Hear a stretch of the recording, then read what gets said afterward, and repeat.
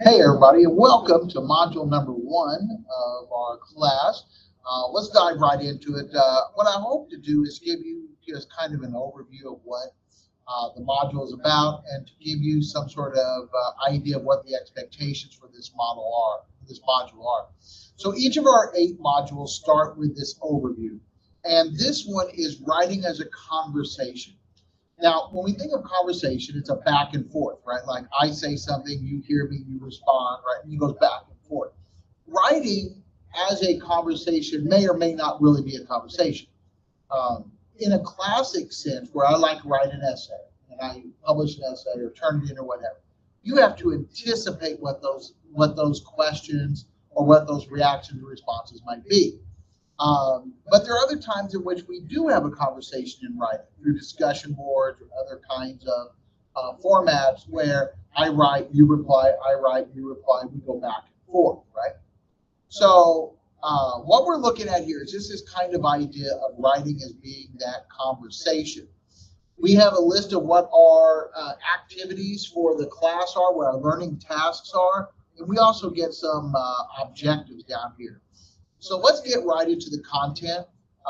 So you will have some different tutorials to work through from the They Said, I Say book, right?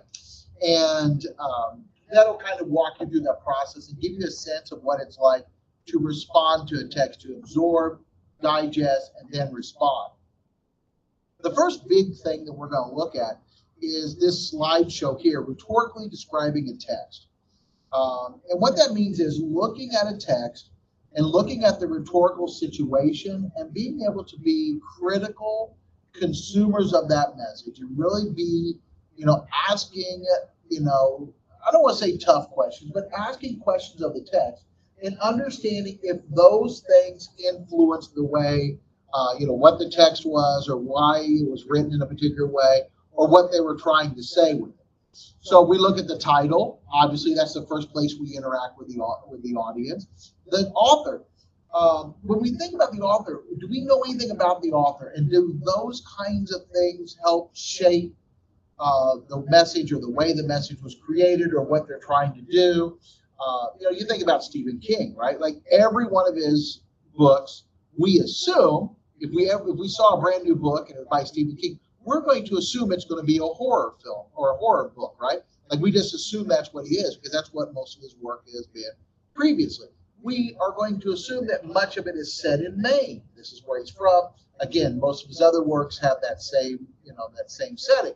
And so if we could find some things about the author, does that help us have a better understanding of the book or the work or the piece that we're getting ready to read? The forum is in what publication was it originally published. Now, this is like literally the publication, right? New York Times, Washington Post, was it on a discussion board? Was it on TV? Was it a documentary? What was it, right? And again, you think about that, different formats have different, allowances, and that may change or shape the way that message was created or why it was created, right? Like if you think about local news, local television news, most of the stories that they do run 2 to 3 minutes. On the national level, on national news, it might go 3-4 minutes, maybe 5 tops. But then if you get into cable news, now we have the opportunity to have a little bit longer form. And so we might have a 10-minute segment on a topic, right, on an issue with different people. But then maybe we have a documentary, that a network produced, right? Well, then we have 30 minutes or an hour's worth of content, right?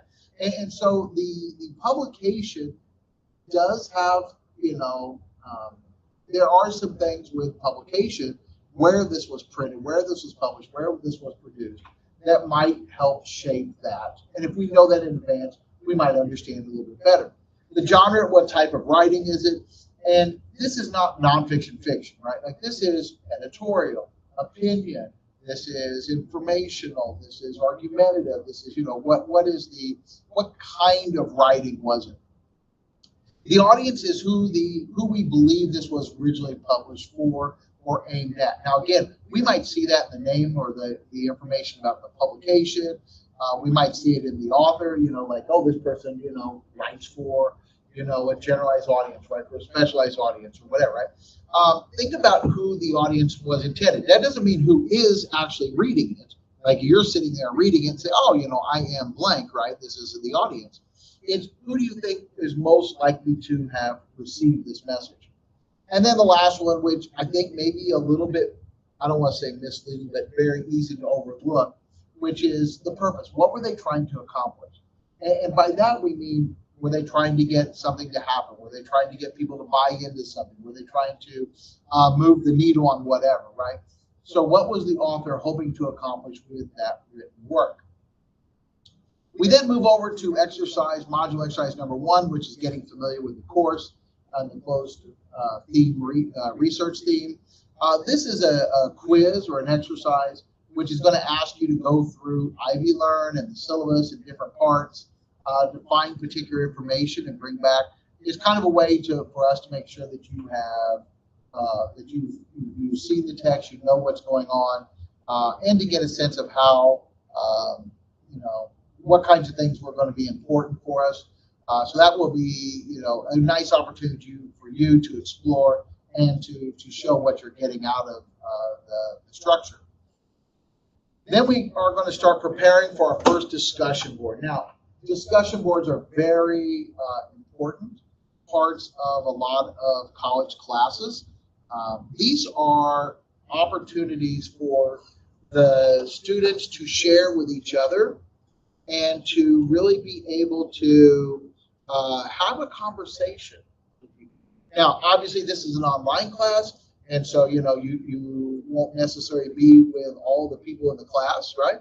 And there may be people that you don't have close to you, and this is a way for you to have those conversations. But it's more than just that, because writing on a discussion board does take some, it's a different skill. If I'm sitting somewhere and talking to you, you can ask follow-up questions. You can kind of read I can read your, facial expressions and know like they are or are not getting it, right? There's a lot of things in verbal communication that help, discussions go a lot easier and smoother. In a discussion board, we don't really have that. And so one of the first things that we think about is really making sure that our posts are, really stand on their own, that like they make sense on their own, that we can easily convey a message and completely, and that our reader knows exactly what we're saying and how we're trying to say it. There's a couple pieces here that are kind of important. So there is a meet expectations and an exceeds expectation, right? So to meet the expectations, what we're asking you to do is write at least 3 posts per discussion board on at least 2 different days. And the first one has to be at least 150 words, or that you have at least 300 total. Now, those numbers are, I think, fairly low. And for you to express yourself completely, you are easily going to go over those numbers. But the key piece here is that you have at least 3 posts, your initial post, and then 2 replies, and then on 2 different days. The idea of a discussion board is a conversation, right? And that you are dipping in and out of the conversation. If you just come in and throw out 4 comments and then off you go, you're not adding to the conversation. You're adding to the right then, but you're not adding to the overall conversation. You're not responding to people. You're not able to continue the discussion beyond that one point, right? So, the key there is to meet the expectations. You do this on at least 2 different days. Now, to exceed the expectations, right? To exceed that, then we want to see more than 3 posts, okay? So to meet, you've written 3 posts, your initial and 2 replies. To exceed that, then you're going to write your initial and at least 3 replies to people, right? You're doing more, okay? Again, on different days, okay? That you're interacting with the discussion board on more than one day. Now, this also has a practical purpose as well, because if you were to go on and just, let's say you just go on and you put up your initial post and then your 2 replies and off, right? People won't necessarily have more than 1 post to reply to. They're replying just to you or something, right? Like it helps ensure that people have plenty of material to interact with. Because again, if they don't have information to interact with, it makes it difficult to score those points. One thing I do like to ask people when they're doing discussion boards, to be mindful of who is saying what and whose posts are being interacted with. If you go on and you see like one post has like 5 or 6 replies and something else only has 1, think about replying to that one that only has a singular response, because it allows us to continue that, to build that up, right? Don't be afraid to comment on replies as well as the post, right? Because again, we're continuing that conversation. When we look at our discussion board theme or topic, we're talking about the writing process and the closed research theme. And to do this, we have a slideshow that has a lot of different random pictures in it. And what we want you to do is we want you to pick one of those pictures. And then we want you to say how that describes, explains, proves, illustrates, whatever, your writing style. Now, there's no one right answer, right? Like you can't pull up this picture of the fireworks and say, oh, this, anybody who picks this picture, they're going to be talking about how their writing takes off, right? Like you light it, bam, off it goes. It may be that, you really struggle with writing, or writing is not easy for you, or, you're really nervous about writing. And when you turn something in, it's a celebration, right? Fireworks, right? Like there's no one interpretation of these pictures. The goal for you will be to say why that picture you believe represents your writing style. The other part of your post then will be to touch on this closed research theme, right? And to be able to think about like, okay, what do I think about this? What do I know? What do I expect? What am I interested in, right? Like, where do I think this is going to go? Again, you're going to put up your initial post, and then afterwards, on different days, you're going to do your replies. And again, if you want to have the full points, you have to exceed expectations, and that's where you're replying to 3 or more people, okay? And that you are doing that on different days.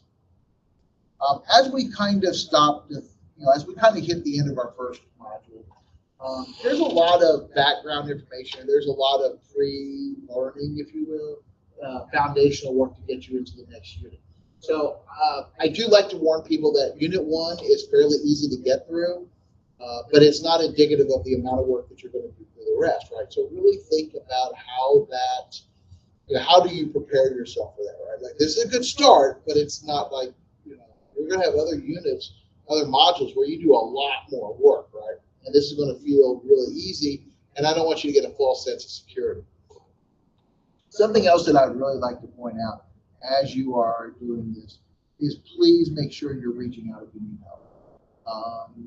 As you are working on this and you're thinking about this, you're kind of working through things, you get stuck, you get lost, you need direction, you need guidance, you need to bounce some ideas off.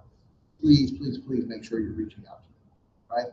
Like you're sending that email. That's the best way. Remember J.D. Wells at ivytech.edu. That's always the best way to get a hold of me. I can reply asynchronously. That is, that also allows you to put like a lot of, hey, I've got a question about this. Here's my question. Here's why I'm thinking that. Maybe here's the document to look at, right? It really gives me the chance to really prepare myself before I reach back out to you. So email is always the best, but please make sure you're reaching out. If you get stuck, you need help, please make sure, don't suffer in silence. Make sure that you are seeking out that help. Guys, I am excited about this semester. I am excited to see what you guys do and to watch you guys grow. This is a great class. It's a fun class, and it is, it's foundational.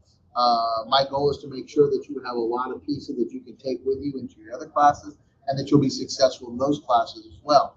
So as you get started, I wish you all the best of the luck. And again, please let me know if you ever need anything.